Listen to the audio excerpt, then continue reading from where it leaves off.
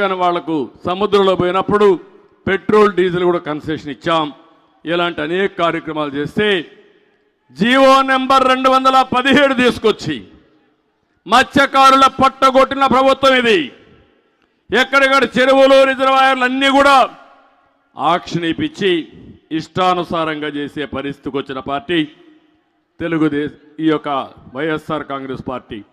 ఇప్పుడు నేను ఒకటే మిమ్మల్ని కోరుతున్నా, ఈ ముఖ్యమంత్రి మాట్లాడుతున్నాడు, ఈయనకేదో పెద్ద ఎత్తున విశ్వసనీయత ఉందని, మడమ తిప్పనని. ఒక్కసారి ఆయన మాటలో నిందాం. ఇలాంటి వాడు ఈ రాష్ట్రానికి ముఖ్యమంత్రిగా అర్హుడా అని మీకు ఒక ఆలోచన వస్తుంది. ఒక్క నిమిషం మీరు వినండి.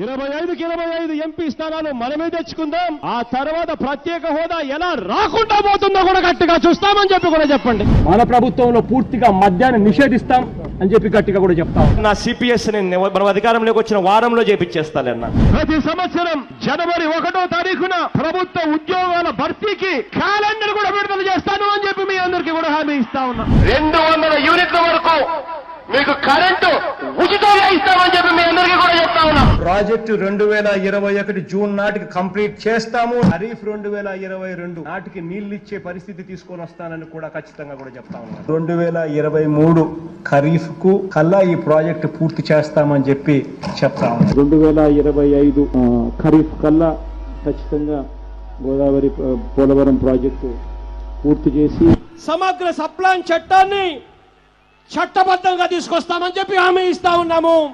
3వ వంతు నిధులు బీసీలకు కేటాయిస్తాము అని చెప్పి హామీ ఇస్తా ఉన్నాను మీ అందరికీ.